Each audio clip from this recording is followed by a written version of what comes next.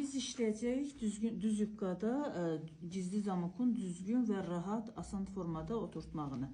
Birinci düz yubqan olduğu kimi bitirik, yan tikişlərini birləşdiririk. Əgər vidickalarımız varsa onları hamısını eləyib qutarandan sonra, primerkalarını eləyib qutarandan sonra düz yubqanı bax yanlarından birləşdiririk və zamokumuz arxada olacaq.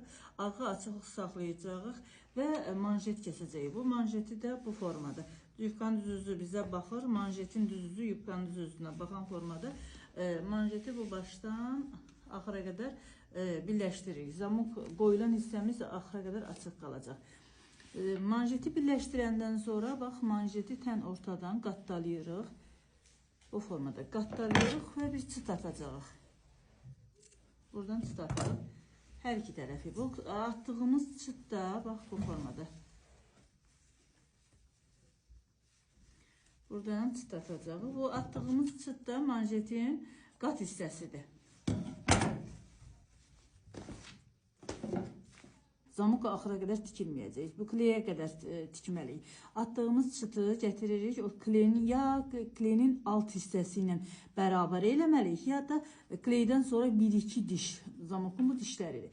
1-2 diş buraxaraq və bu attığımız çıtı düz qoyuruq onun altından. İğnələyirik birinci zamoku. Tikiş payı da yuxarıda olmaq şərti ilə iğnələyirik və zamok axıra qədər tikilmir. Zamok ətəyindən də arsa bir 4 sant, 5 sant, 6 santa qədər yuxarı tikilir. Özü də zamok hər iki tərəfində eyni olmalıdır. Bu ayaq burada bitibsə, o biri ayağın tikişi də bu tərəfdə bitməlidir, mütləqdir.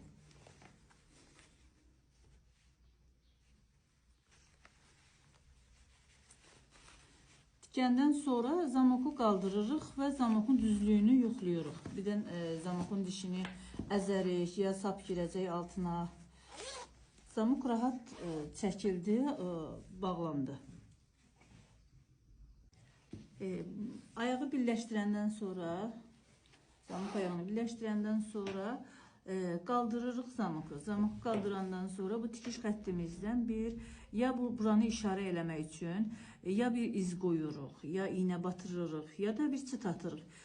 O mütləqdir. Onu atmasaq çox vaxt xanımlar zamoku bu tikiş xətləri bir-birinin üstünə düz gəlməsi üçün çox əlləşirlər. 10 dəfə sökürlər, bir ayağı düzgün oturdurlar, o biri ayağı oturdanda çox əziyyət çəkirlər, sökürlər.